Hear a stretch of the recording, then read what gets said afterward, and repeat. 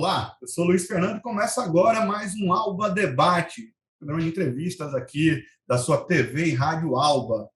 Hoje eu tenho o prazer de receber a professora, pesquisadora, doutora, pós-doutora Tereza Sacchetti. Pronunciei certo, professora, o sobrenome? Pronunciou, sim.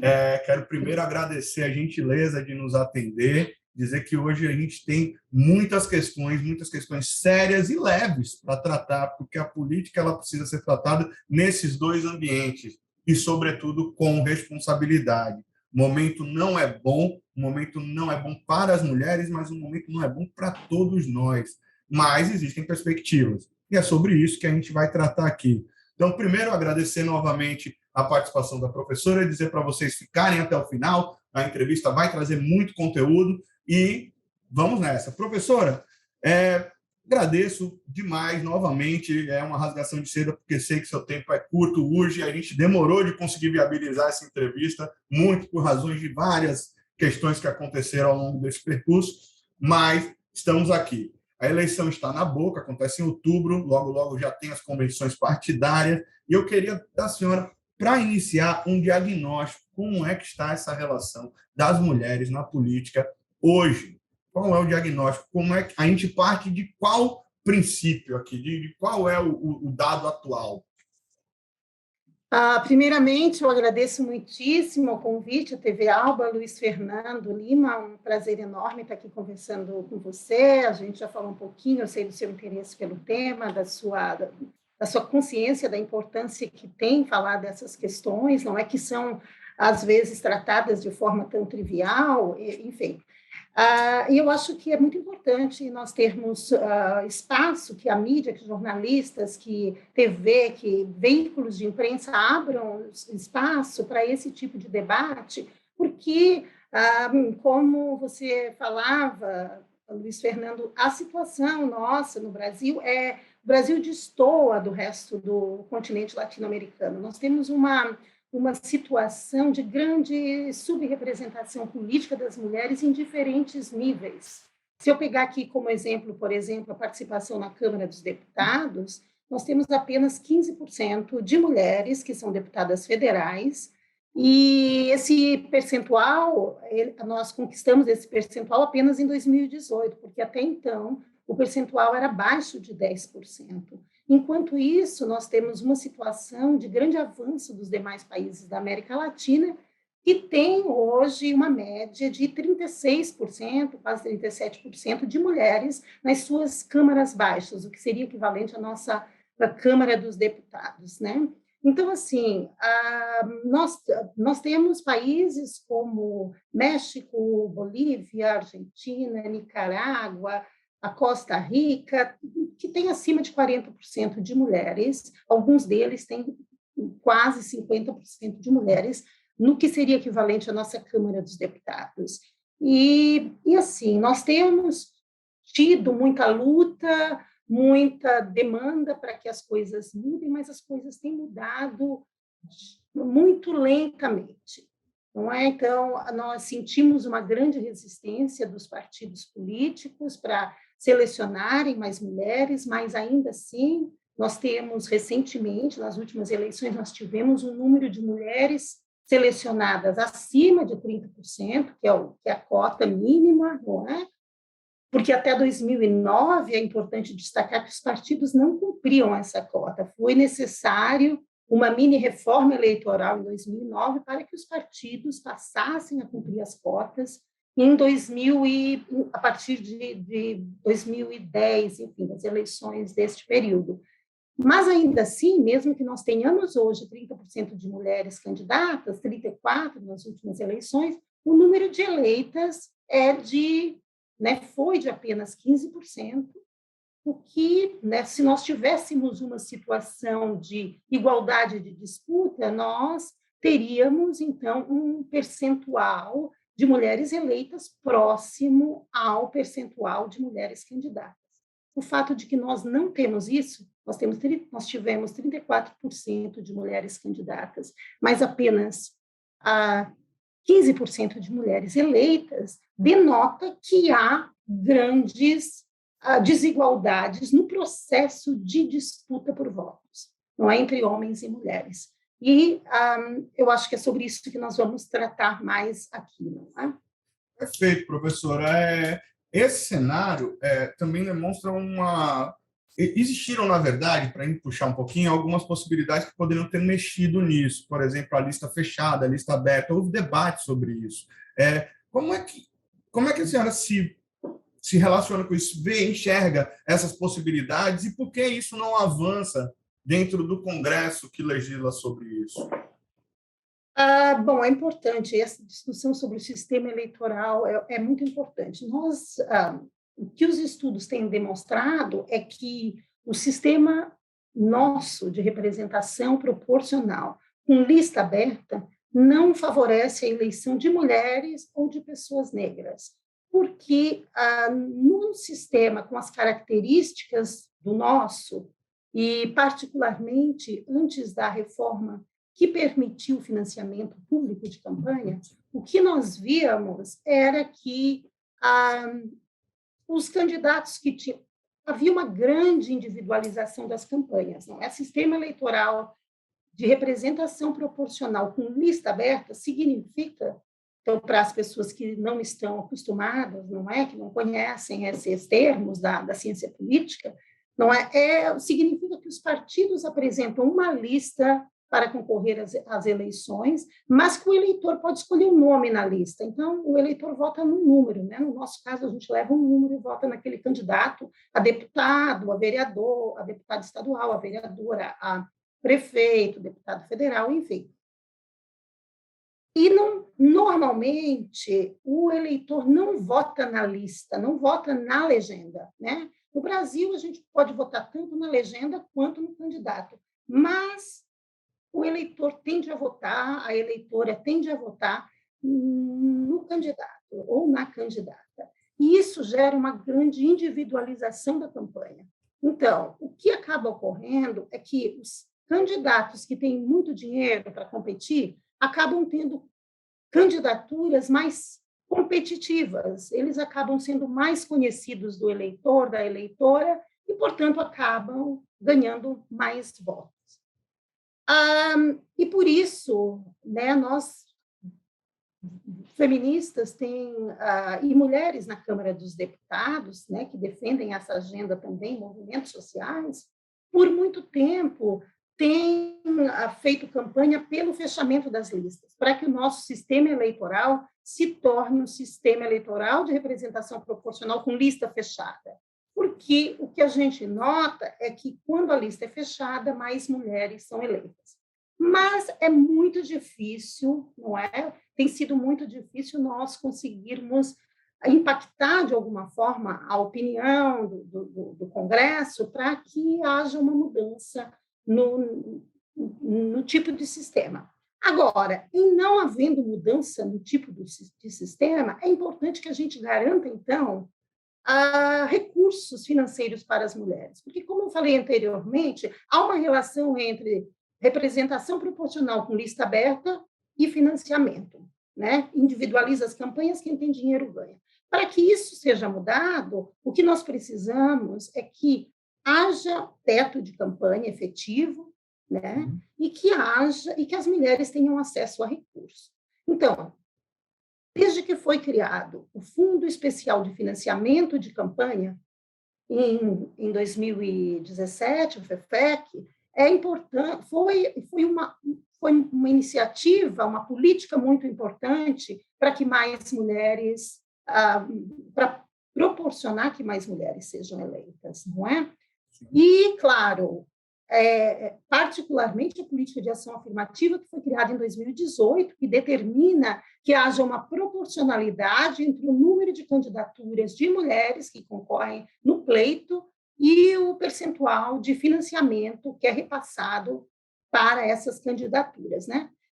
Só para trazer toda a legislatura, isso vale também para o fundo, não só para o Fundo Especial de Financiamento de Campanha, mas também para o fundo partidário, né, para a proporção do fundo partidário que vai para as campanhas, e vale também para o tempo de propaganda eleitoral gratuita, para o horário de propaganda eleitoral gratuita.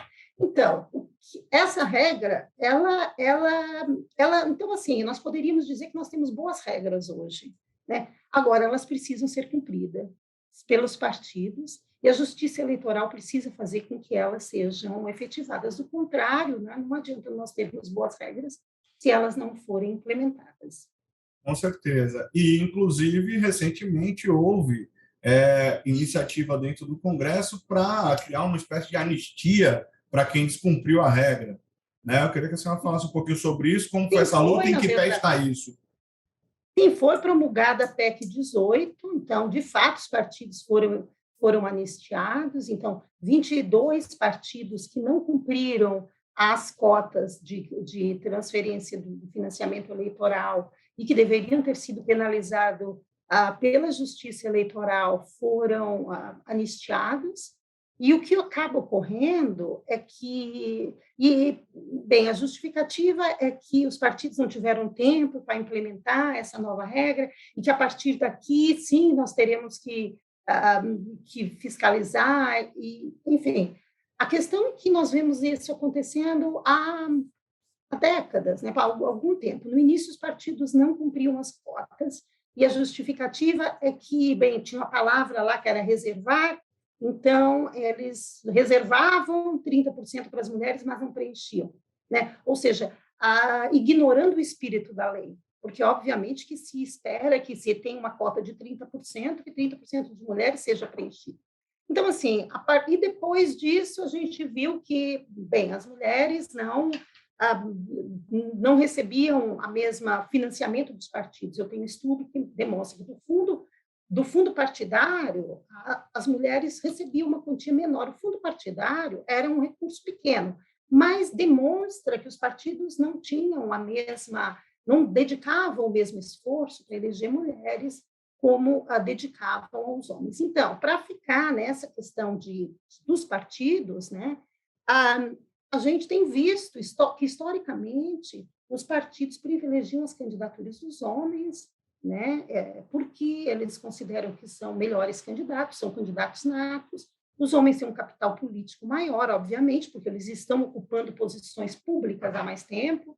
Então, se nós formos considerar que só 15% das mulheres estão na Câmara dos Deputados, ainda que todas concorram à reeleição, nós teríamos um pool muito pequeno de mulheres que vão, né, com capital político grande, porque participar da Câmara dos Deputados como representante traz um capital político muito grande, não é?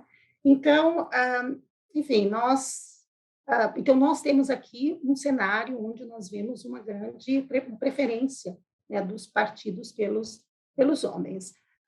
Mas eu não sei se você vai perguntar sobre isso, mas eu acho que é importante também nós falarmos um pouco da importância que teve esse financiamento público de campanha. Eu acho que a gente pode falar um pouco. Vamos sim. Eu vou encerrar esse primeiro bloco. Vocês ficam aqui, a gente volta com a professora Tereza Sacchetti para um segundo bloco, onde a gente vai aprofundar a questão do financiamento e de representação, também dentro dos partidos, que incide sobre o financiamento, uma vez que, depois do fundo partidário, a cúpula do partido decide para onde vai, muitas vezes, os recursos. E cada vez mais os caciques ficam levando e tocando esse recurso como se deles fossem, e isso não é bem assim, ou não deveria ser bem assim. Então, a gente vai parar aqui, vai respirar, tomar uma água e volta rapidinho, tá bom? Fiquem aí, a gente volta já já.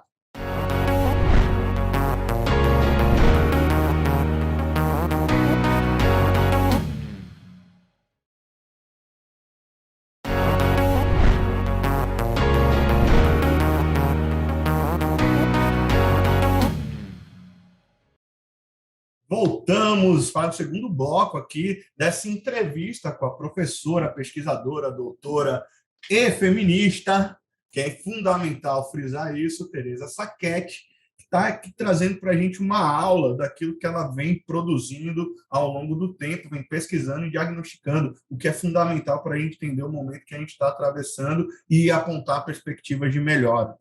Professora, seguinte, o financiamento público / pessoa física, ele vem para democratizar um pouco a distribuição dos recursos, ou potencialmente pode provocar esse efeito, o que não necessariamente acontece. Queria que a senhora trouxesse para a gente, primeiro, o histórico, por que isso acontece, por que o financiamento público ele é fundamental para democratizar a distribuição, que é tão importante para o processo político-eleitoral, e trouxesse um pouquinho desse diagnóstico para a gente fazer a leitura e apontar em que quadro da história estamos agora.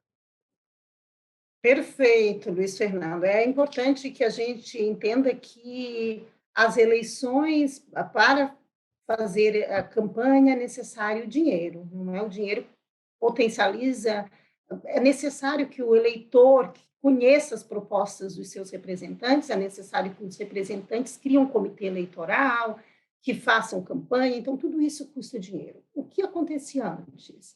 Antes nós víamos que havia a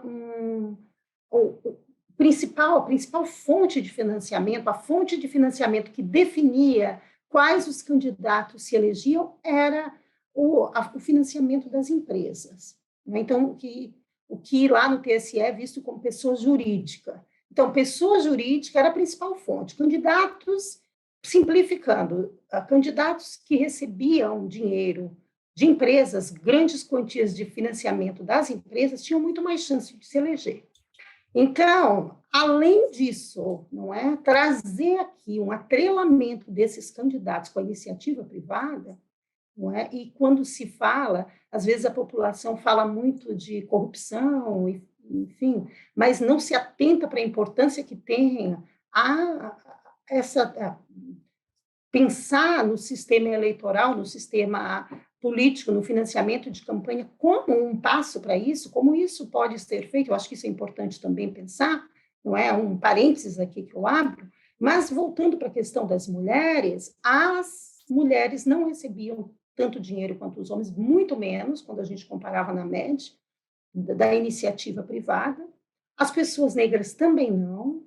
Então, assim, o financiamento público, como eu falei, né, no primeiro bloco, é fundamental para que pessoas com menos dinheiro, então,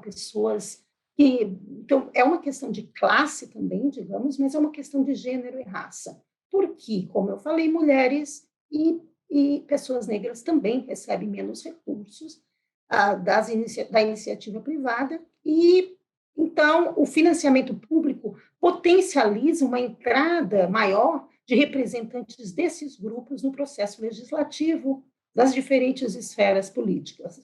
Então, é fundamental se garantir financiamento público para esses grupos. Então, o Fundo Especial de Financiamento de Campanha foi um passo importantíssimo nessa direção. E agora, não é? A gente precisa que esse recurso chegue a esses grupos, as mulheres, as pessoas negras, e que a política de ação afirmativa que existe para esses grupos, como eu falei, eu vou repetir, existe uma política de ação afirmativa de que pelo menos 30% do Fundo Especial de Financiamento de Campanha e do fundo partidário vá para as candidaturas de mulheres e para candidaturas de pessoas negras, não é? Então, nós temos, na verdade, é uma regra de proporcionalidade, como eu falei, o número de candidaturas tem que ser igual ao percentual de financiamento. Então, se isso for cumprido, né, e tem outros fatores que a gente pode discutir, não é só cumprido, mas como é cumprido também Exatamente. É importante. Eu acho que, se isso for cumprido e for cumprido de forma efetiva, nós veremos um número, um crescimento substantivo no número de mulheres e pessoas negras eleitas. É intrigante, professora, no mínimo, porque as nossas batalhas elas parecem tão óbvias, né? Já deveríamos estar a passos largos disso, já deveríamos estar muito à frente. O mundo exige que a contemporaneidade exige que nós necessitamos lutar novas batalhas, essas já deveriam estar consolidadas, e a gente olha e fala, poxa, a gente está tendo que lutar pelo voto feminino, né? Que aconteceu lá no início, século XX, sabe? A gente está em 2022 debatendo proporcionalidade, debatendo necessidade de agregar, de participar, de transformar a política em algo realmente representativo. A gente tem uma crise de representatividade que está muito clara, né? Nas ruas, quando a gente vai para pesquisas ordinárias, você percebe que há uma crise de representatividade. É grande, enorme, e isso não reflete no voto. E as questões que eu acredito que surjam, tanto para a imprensa, quanto para a sociedade civil organizada, quanto para a academia, e a senhora como pesquisadora pode dizer, por que essa representação não chega? Por que isso não se transforma no voto? E uma das explicações é porque, de fato, falta financiamento. Tem a questão cultural, histórica, tradicional, de que se vota no homem branco, engenheiro, médico, né, que traz aquela sensação de autoridade barra credibilidade, que é difícil desconstruir, ou pelo menos colocar em pé de igualdade quem vem de outros setores da sociedade, mas tem essa questão financeira. E tem uma questão que eu acho também basilar, que faz parte do processo de desconstrução disso, que é a ocupação dos espaços de poder, e a ocupação dos espaços de poder partidário, porque o Brasil ainda é um país que privilegia os partidos, embora se vote em pessoas, a gente tem um partido que estrutura como é que vai funcionar a organização de quem vai ser candidato. Tanto é que a gente vê muita gente perdendo legenda, vê tanto homens quanto mulheres, mas muito mais mulheres com candidaturas que são candidaturas fakes, né? Que são candidaturas só para cumprir o percentual necessário. Inclusive, há diversas denúncias, toda eleição nós temos denúncias relacionadas a isso. Então, eu queria que a senhora falasse um pouquinho sobre essa ocupação dos espaços de poder. Então, eu queria falar um pouquinho, Luiz Fernando, sobre a questão cultural que você trouxe aqui, antes de falar dessa questão da ocupação dos espaços de poder. Porque, enquanto a gente sabe, obviamente, que existe preconceito na sociedade, mas também nós vivemos um momento, digamos assim, de crise da democracia, de crise onde as pessoas falam muito em corrupção, e por motivos que a gente sabe, não é? Por motivos sociais, como o papel social da mulher é percebido na sociedade, o eleitor acaba percebendo a mulher como sendo mais honesta, como sendo mais cuidadosa. Então, assim, o que as pesquisas demonstram, eu acho que isso é importante frisar, é que na verdade, o eleitor não tem tanto preconceito. As pesquisas demonstram, tem uma pesquisa do Instituto Patrícia Galvão, de 2013, que demonstra que o eleitor prefere votar numa mulher porque acha que ela é mais honesta, enfim, por essas questões que a gente não pode dizer necessariamente que é positiva, não é? Porque vê a mulher como essencialmente boa, enfim, mas há uma tendência no eleitorado de interpretar a mulher como sendo mais honesta, enfim. E, então, assim, para mim me parece claro que o principal funil da entrada das mulheres na política está nos partidos, né? Os partidos acabam, então, selecionando mais homens, há uma relação maior, há um entrosamento maior ali dos homens dos partidos, porque os homens são os que participam da estrutura partidária. A estrutura partidária é essencialmente masculina, né? Não só na sua composição, mas também na sua cultura. Né? Então, como, né, a cultura do partido é aquela cultura da fala forte, né, pouco emotiva, enfim, então o espaço do partido político valoriza muito o que é masculino, não é? E a participação na estrutura de liderança é dos homens. Né? Nós temos alguns partidos que têm cota nas estruturas de liderança interna, nos seus cargos diretivos, né? Mas não são poucos. Então, o PT tem há algum tempo, o PDT tem já há algum tempo, alguns deles não cumprem as cotas, não é?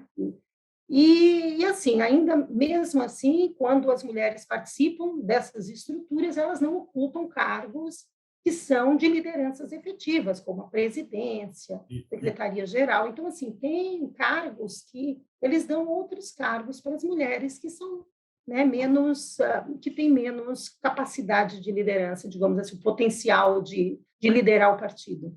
Só como um adendo, e às vezes até ocupa o cargo de liderança. O PDT é um exemplo interessante que o Carlos Lupe é presidente do PDT, eu acho que desde Brizola, né? Acabou Brizola, Lupe entrou e está lá até hoje e ele arbitra o que quer. A Gleisi é uma presidente do PT que ocupa os espaços de fala, mas os processos decisórios do PT passam por ela, mas ela tem, eu arrisco dizer, pelo que a gente vê até hoje, pouco efetivo poder nas decisões. Você tem um cara como Lula que representa a lei dentro de um partido que antes era mais democrático. A Luciana Santos, no PCdoB, mesma coisa. O PCdoB hoje é um partido de caciques. Então, assim, a gente vem ainda deteriorando a ocupação. Você ocupa o poder, ocupa o espaço, rala pra caramba para chegar lá, e quando chega lá, os processos decisórios saem daqui e vêm para o lado. E aí a árvore se desenvolve num paralelo que, poxa, é até ruim, né? Um deputado uma vez me disse que você tem o pecado do pecador e o pecado do pregador. E quando ou partidos como PT, PCdoB, PT, PCdoB, PT, PDT, colocam na instância partidária uma mulher e tira dela o poder de decisão, isso causa um prejuízo maior do que os partidos que nem colocam ela lá, porque deles não se espera nada. A senhora avalia isso como algo que tem uma lógica? Eu acho que, obviamente, o que nós temos é que as mulheres têm que chegar nos espaços de poder e ter poder de decisão, isso é importante. Mas eu queria trazer um outro fator, a questão de nós termos, por exemplo, poucas mulheres na estrutura do partido, às vezes acaba sendo um problema. Tem uma teoria que se chama teoria da massa crítica, que fala que é uma teoria que é utilizada para as organizações, para a participação das mulheres nas organizações, não só mulheres, pessoas negras, mas é emprestada da física, né, que fala de uma reação, de um número que precisa para gerar uma reação. E assim, a ideia é que nós precisamos ter, para que haja uma reação qualitativa, é necessário que haja uma minoria, uma grande minoria, digamos assim, uma proporção numérica de mulheres que seja em torno de 30%. Por isso que a cota é em torno de 30% normalmente, né? E o que a gente está buscando é paridade, obviamente que é 50-50. Mas a ideia é que enquanto nós tivermos poucas mulheres na posição de poder, elas não vão se organizar enquanto grupo. É necessário que nós tenhamos um grupo, um percentual no mínimo de 30% para que elas comecem a se organizar como um grupo para que façam a diferença. Uma outra questão importante é que, claro, nós não estamos falando que todas as mulheres são iguais, né? E que as mulheres vão necessariamente fazer políticas para as mulheres, não é disso que se trata. Nós estamos falando aqui de que é importante nós termos, eu acho que isso é fundamental destacar, duas questões importantes. O fato de nós termos tão poucas mulheres denota que nós temos uma democracia problemática, não é? Porque nós somos mulheres, são mais de 50% da população e 53% do eleitorado. Ou seja, nós temos 15% de mulheres e 85% dos que legislam na Câmara dos Deputados são homens. Então, isso denota que tem algum problema em algum lugar, não é? E que a gente tem tentado identificar isso, visto que tem problema nos partidos, no financiamento eleitoral, porque, do contrário, nós teríamos um maior equilíbrio, né, de mulheres e homens na Câmara dos Deputados, assim como também de pessoas brancas e pessoas negras.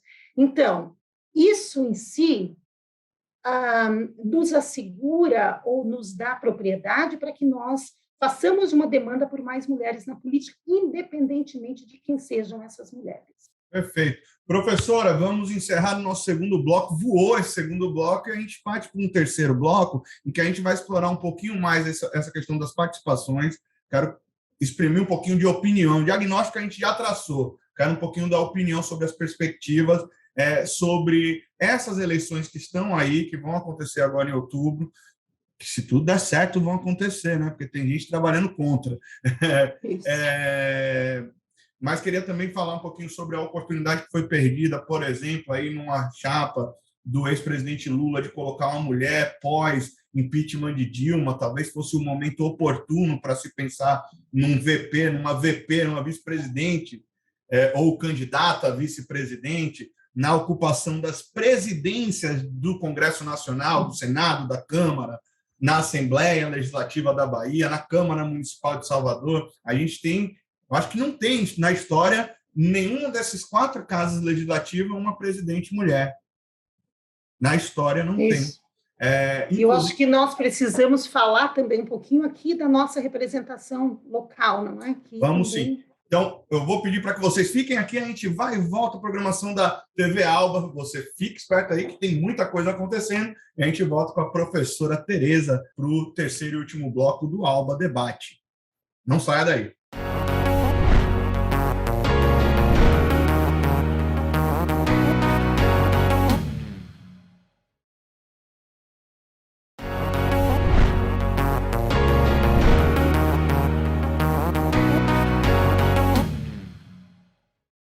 Voltamos para esse terceiro e último bloco da entrevista com a professora Tereza Sacchetti.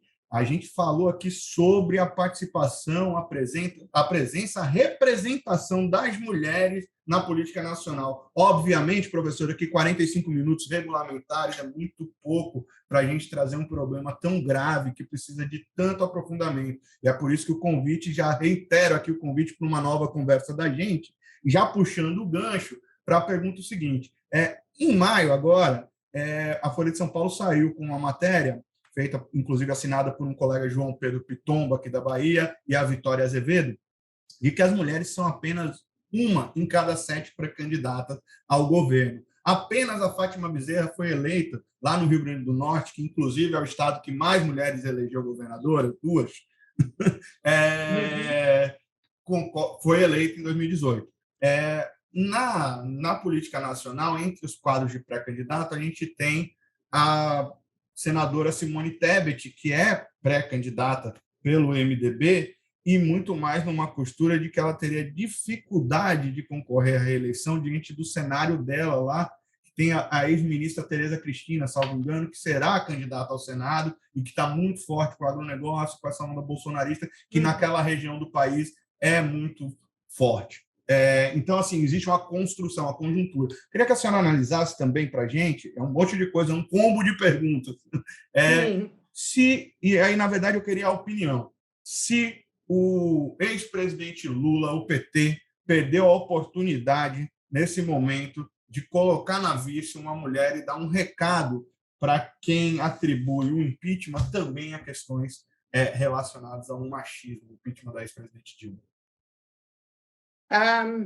Luiz Fernando, eu acho que sim, eu acho que que nós poderíamos ter na chapa do Lula uma mulher como vice, não é? Tem várias mulheres aí no cenário que poderiam compor uma chapa, né, uma boa chapa com o Lula, mas a gente sabe que as questões políticas, né, o recado que é dado ao mercado, enfim, né, no jogo político é importante, é isso que está em jogo também, né, quando o Alckmin é escolhido para ser vice, mas certamente eu acho que é uma perda, né, não só na chapa do Lula, mas em outras chapas, é uma perda, né, uma pena que a gente não tenha mulheres, né, concorrendo não só como vices, mas a gente quer mulheres concorrendo em cabeça de chapa, né, concorrendo ao cargo de governador, de governadora, né, no caso, você trouxe aqui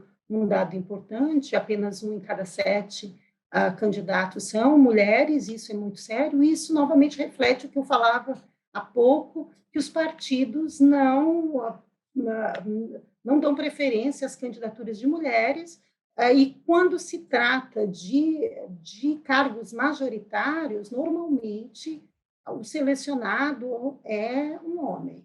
Não é por isso que a literatura diz que uma das questões importantes, uma das variáveis, é ser representação proporcional.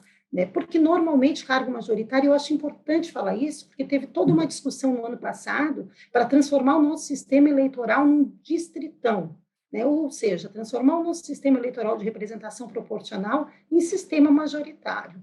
Então, atentas a isso, pessoas que defendem o interesse das mulheres e de pessoas negras, porque sistema majoritário não nos favorece. Não é? Basta a gente olhar para o número de mulheres que são prefeitas, para o número de mulheres que são governadoras, porque, normalmente, quando nós temos uma única vaga ou poucas vagas, o partido vai privilegiar um homem, né? Vai selecionar um homem para concorrer a essa vaga. Então eu queria, né, destacar isso, que novamente, então, exemplo de que a gente precisa estar atento para a questão do sistema eleitoral, que é uma variável muito importante aqui. Na Bahia, a gente tem também essa dificuldade. A gente está em 16 anos de gestões petistas, que vão disputar agora um quinto mandato consecutivo, com o ex-secretário de Educação, Jerônimo Rodrigues, e temos também o ex-ministro João Roma, né, e o ex-prefeito de Salvador, ACM Neto. Na chapa de ACM Neto existe um debate sobre uma mulher na vice, mas nas outras duas chapas esse debate nem existe. E também esse debate na chapa de ACM Neto é muito mais para... A gente percebe, pelo menos, que é muito mais num campo de euforia, de balão de ensaio, na verdade, do que de uma discussão pragmática sobre representação feminina, de mulher de gênero dentro do espaço de poder. Como é que a senhora vê ao longo desses últimos anos aqui, nesse mais especificamente, a participação das mulheres aqui, na nossa terra, na Bahia? Então, Luiz Fernando, quando a gente olha para os dados, o que nós vemos é que, eu falava no início que nós temos uma subrepresentação nacional de mulheres na Câmara dos Deputados, que nós temos apenas 15%. Mas quando a gente olha para isso em nível nacional, se o Nordeste saísse do Brasil, nós teríamos 18% de mulheres eleitas.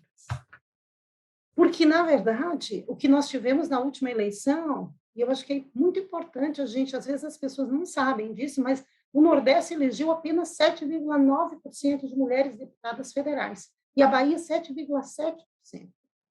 Né? Ou seja, nós tínhamos 3 deputadas federais em 2014, e em 2018 nós continuamos tendo 3 deputadas federais eleitas, não é? O que realmente é um dado que surpreende, talvez, algumas pessoas, mas ou que nem sabem, né? Nós temos essa dificuldade, ou essa subrepresentação tão forte aqui. Em termos de vereadores, no Nordeste, nós temos também 13,3% de mulheres eleitas, enquanto a média nacional é de 16%. Porque houve um avanço com o financiamento público de campanha, nós passamos de 13,5% para 16% média nacional de vereadoras, né? E as capitais elegeram 18%. A nossa capital, Salvador, tem está mais ou menos ali na média, de 18% com as outras capitais. Mas o Estado, a média do Estado, é de apenas 13,5%, ou seja, está abaixo da média nacional de 16%. Então, nós temos aqui, né, é importante atentar, nós temos, e eu acho que um dado importante, Luiz Fernando, é que destoa da teoria do que a gente espera, porque o que a gente vê acontecer, ou que os estudos demonstram em outros países, é que partidos de esquerda tendem a eleger mais mulheres. Em lugares onde nós temos uma composição política mais à esquerda, mais mulheres e pessoas negras são eleitas. Bem, o Nordeste do Brasil foi todo mais à esquerda nas últimas eleições, não é? Nós tivemos uma representação, uma bancada maior de esquerda, nós tivemos mais votos para o candidato da esquerda que concorreu ao cargo majoritário, né, no caso Haddad, do que para o candidato da direita. E ainda assim, então, assim, Então, tem um contrassenso aqui, né? Nós tivemos uma representação quase metade da média nacional, né? Então, eu acho que é importante que nessas eleições a gente fique atento para essas questões, que a gente preste atenção, e aí eu conclamo as mulheres dos partidos, aos homens dos partidos, a prestarem atenção nessa subrepresentação de mulheres, de pessoas negras no Estado, né? Ou numa região também onde a maioria nós temos uma população, uma grande população, né, preta, pardos e, né, negros na população, e também de mulheres, não é? Então é importante que a gente preste atenção nisso na composição, né, das listas, e na hora de financiar as campanhas desses candidatos, espera-se que o dinheiro seja transferido para essas candidaturas e no momento certo, porque esse é um outro elemento importante, né? Nas eleições passadas, o dinheiro para a candidatura dos homens chegava no início das campanhas, das suas campanhas, quando é necessário construir um comitê eleitoral, enfim, e para as mulheres chegava no final das campanhas, quando elas não podiam fazer nada com o recurso transferido, né? Então, eu acho que essas questões são importantes, né, de serem notadas, de serem demandadas dos partidos, mas também eu faria talvez um apelo ao eleitor, né, à eleitora, que na hora de votar, que a gente tente escolher entre os nossos, né, as pessoas em quem nós vamos votar dentro da nossa legenda, obviamente, porque a ideologia importa, não é? A gente vai votar em projetos políticos, em projetos eleitorais, né? A proposta aqui não é que a gente vote em qualquer mulher ou em qualquer pessoa negra, né? A ideia é que a gente vote em projetos políticos, mas que dentro desses projetos políticos nós possamos escolher pessoas, mulheres para votar e pessoas negras para votar. Então, assim, é importante a gente ver que então, voltando aqui, arrematando a sua questão, que além de nós termos uma subrepresentação em nível nacional, a subrepresentação do Nordeste, particularmente da Bahia, é ainda maior. E é necessário que a gente atente para isso. O cara trouxe os percentuais assim para a gente colocar esse número para quem está nos acompanhando. Para se ter uma ideia, na Bahia temos 10 deputadas estaduais e 3 federais. Em 2018 eram 3 federais e apenas 7 estaduais. Em 2010 foram 11 estaduais e só uma federal. E em 2006, 8 estaduais e 4. Então a gente percebe que tem ali uma média que não se move muito, independente, inclusive, dos percentuais destinados às mulheres nas chapas, a partir da lei. Então, é preciso que isso seja, além de cumprido na sua burocracia cartorial, ser cumprido na forma de existir. E, para isso, o financiamento é fundamental, o espaço é fundamental, o apoio é fundamental, é fundamental que se possa permitir que as mulheres ocupem os espaços, porque elas ocupando os espaços, aí elas seguem. E tem um outro fator que eu acho que é importante trazer também, que os partidos fazem esse repasse do Fundo Especial de Financiamento de Campanha para as candidatas que já estão ocupando postos. Perfeito. Para os candidatos, mas particularmente para as mulheres que já estão ocupando postos. Se nós queremos aumentar o número de mulheres eleitas, nós temos que repassar o dinheiro para candidatas novatas, não é? Se nós ficarmos repassando dinheiro para mulheres que já têm posições políticas, o que nós podemos fazer é favorecer mais, talvez, até a candidatura dos homens, né? Por conta do voto da legenda lá. Exatamente. Se pegarmos historicamente, na verdade, o processo de renovação legislativo no Brasil ele é um processo muito lento e de um modo geral, isso para homens e mulheres nas suas cúpulas. Normalmente, você tem uma herança na transferência de votos, né? Então, você tem o pai que vai ficando velho, se aposenta e coloca o filho. e você tem mulheres que estão aí há bastante tempo também, elas são as que têm as candidaturas mais solidificadas. Aqui na Bahia a gente tem alguns exemplos disso, né? Se pegarmos essa lista aí desses números que falamos, elas se repetem, e pouco espaço que tem coerência junto com o que a professora acabou de trazer, no sentido de que o financiamento ele é dado àquele que já tem espaço. E é preciso construir candidaturas ao longo do processo, ao longo dos anos, e não apenas no período eleitoral. É bom que se diga isso. E com essa provocação, eu peço para a professora para a gente já arrematar. Infelizmente, nosso tempo está acabando e abrir a possibilidade aí para suas considerações finais, mas da importância não apenas do financiamento oriundo desses fundos, tanto eleitorais quanto partidários, mas também da participação das mulheres no processo, no ciclo de 4 anos ou de 2 anos entre as eleições. Nos anos ímpares, como se diz na política, não sei se na ciência política também trata assim. Na política e no jornalismo político, a gente trata o ano ímpar como o ano da não política, né?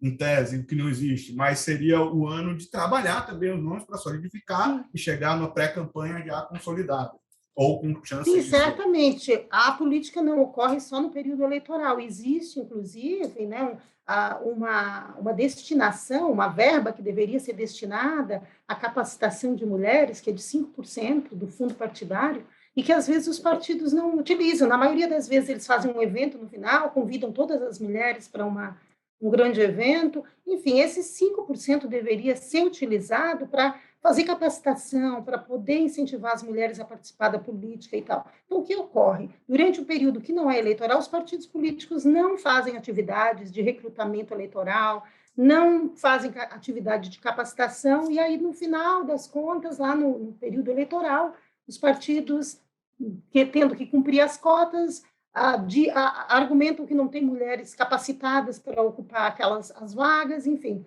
mas eles não fizeram nenhum trabalho inicial para recrutar mais mulheres, e mesmo assim eu acho que tem muita mulher capacitada, sim, que poderia ser, mas obviamente que você não pode chegar nos 45 minutos do segundo tempo e querer recrutar mulheres, você precisa fazer todo o trabalho mais longo de recrutamento para poder. Então, eu acho que é fundamental que a gente pense nisso também, que a atividade partidária, a atividade política, ela não acontece só no ano eleitoral, e as mulheres estão participando de movimentos sociais, as mulheres são engajadas, as mulheres participam da sociedade civil de forma muito ativa. Nós teríamos boas candidatas para os partidos recrutarem, mas o que acontece é que há uma separação entre digamos, capital social e capital político, não é? Entre sociedade civil e instituições políticas, o Estado. E é necessário que haja, né, um recrutamento maior, uma vontade efetiva, um desejo e uma ação efetiva dos partidos para recrutar mais mulheres e também para mudar a cultura interna do partido, não é? E também para que os partidos, eu acho que quando eu falo de capacitação, é importante que a capacitação também, que os homens sejam capacitados para entender que a questão de gênero é uma questão política importante, que a questão racial é uma questão política importante, né? E que não fique apenas pensando que gênero e raça é uma questão para ser tratada por mulheres e por pessoas negras, não é? Então, enfim. Professora, muito obrigado. É importante nós salientarmos que existem mulheres de todos os tipos e em todos os espaços. Então, assim, é preciso ocupar o espaço e é preciso que a gente permita isso de uma forma que a gente não permita, não, porque não é papel de homem permitir nada. É papel da sociedade impor as vontades dela, e isso precisa ser colocado de uma forma muito clara, muito reta, muito transparente.